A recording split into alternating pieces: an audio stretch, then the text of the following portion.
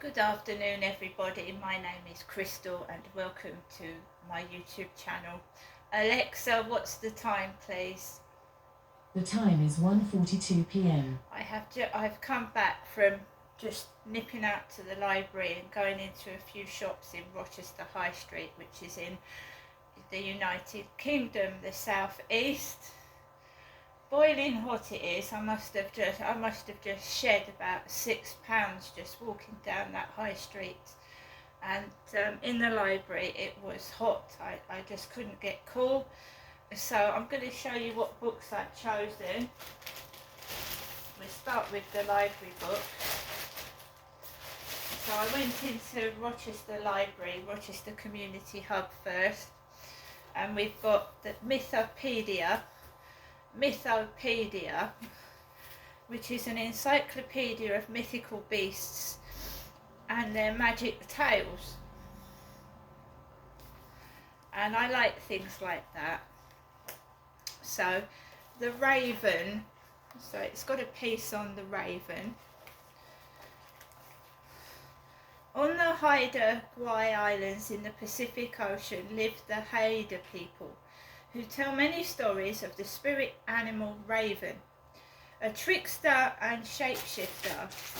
Raven is always causing trouble, yet he's also clever and kind. He loves laughter, food and fun, and like all ravens and crows, he collects interesting trinkets.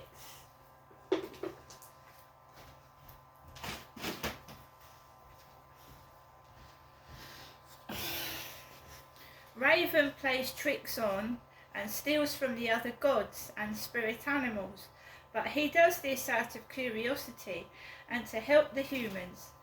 Raven gave humans water, which he stole from Grey Eagle, and the art of house building, stolen from the beaver. In fact, Raven found the very first humans inside a clamshell and set them free. He also created Haida Gwaii by dropping stones into the sea. They stretched out and turned into islands. Mostly famously of all, it was Raven who brought light to the world long, long ago.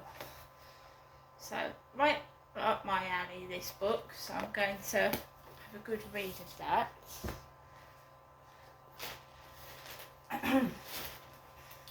This is by Huntley Fitzpatrick.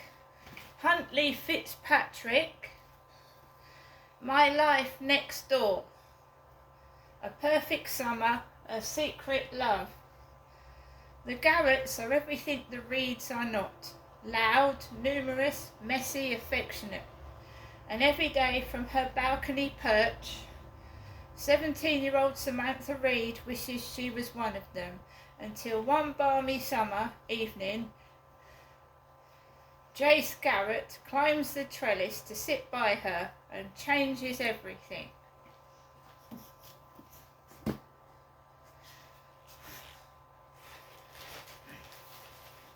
Danny Wallace, F you very much. The surprising truth about why people are so rude. Did you know that even one rude comment can decrease a surgeon's performance by as much as 50%? That we say we don't want rude politicians, but we vote for them anyway. Or that rude language can sway a jury in a criminal case. Best-selling writer Danny Wallace is on a mission to understand where we have gone wrong.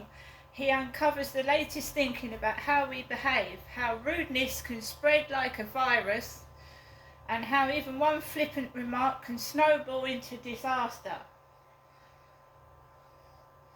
This is another book I chose because I like stuff like this.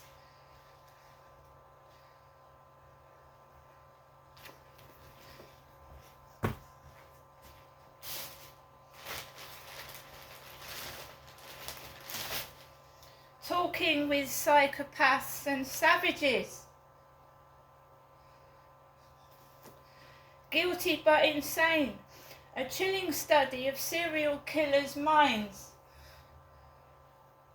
In talking with psychopaths and savages, guilty but insane, criminologist Christopher Berry D turns his core forensic eye on killers who have deployed the insanity defence at their trials for murder, whether because they were genuinely insane or to try to avoid a harsher sentence, which in many countries may still include the death penalty.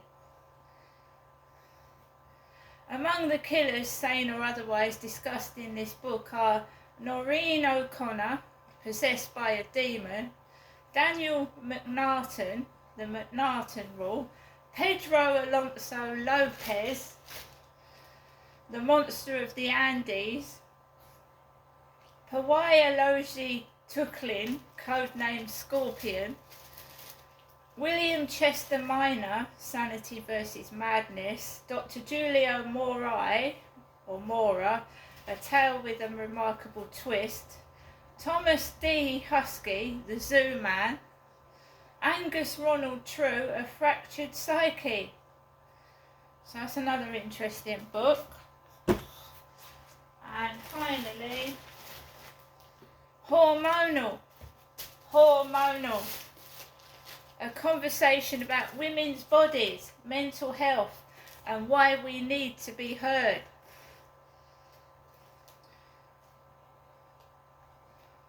One day in our early lives as women, everything changes. We start bleeding.